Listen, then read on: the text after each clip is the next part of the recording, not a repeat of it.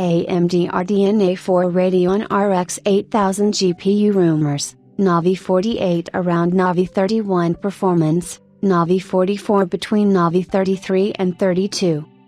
New rumors surrounding AMD's next-gen RDNA 4 Radeon RX 8000 GPUs and their performance positioning have been posted by @all_the_wants. AMD RDNA 4 Radeon RX 8000 GPUs to include top Navi 48 and mid-tier Navi 44 dies, aiming the perf/dollar segment. Note, this is not an April Fool's post, but it is tagged as a rumor, so take the information with a grain of salt. The rumor comes from @all_the_wants, who posted a very cryptic message over at social platform X. The post talks about two next-gen AMD GPUs based on the RDNA 4 graphics architecture, which are supposedly going to power the Radeon RX 8000 graphics card family. Now there is limited info regarding Navi 4 available, but two SKUs have already been spotted under the GFX 12 family, so it looks like these two SKUs are in the early testing phase.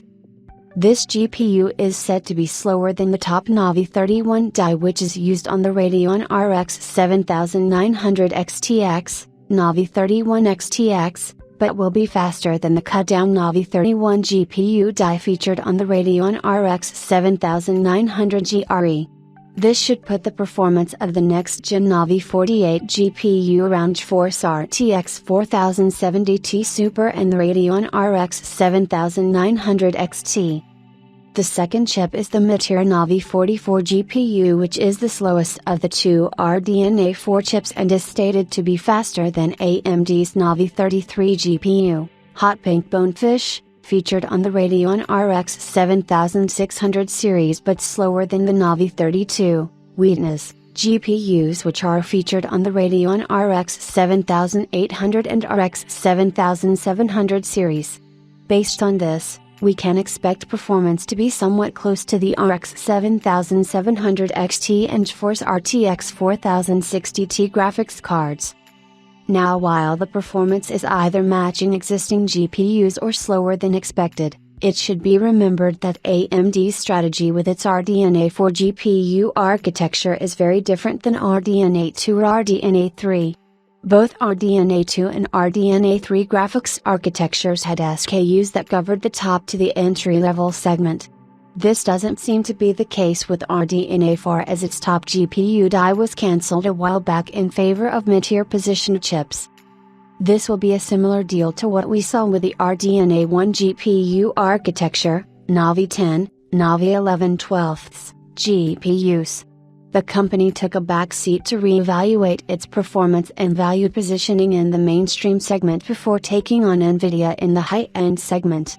The resultant RDNA 2 generation was one of the most competitive GPU families from AMD that we saw in a while, firing at all fronts and even staying competitive in the enthusiast segment.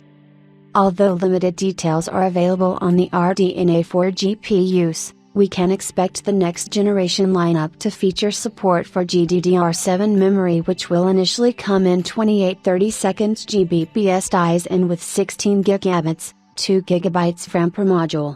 However, AMD could also go the more cost-effective route and simply use faster GDDR6 dies for now. The chips are also rumored to be smaller and monolithic, which means that the MCD design will be abandoned a year after its introduction. Other than the RDNA 4 GPUs, the rumor also talks about the performance of the RDNA 3 Plus AGPA featured on the upcoming Strix Point Halo APUs.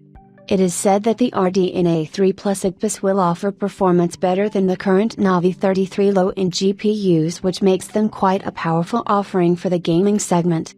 Strix Halo will be a premium position product with much higher TDPs, so it will be interesting to see if it could be a feasible solution for handhelds or if it will be more fruition to utilize it in mini PCs and desktop consoles besides the notebook segment.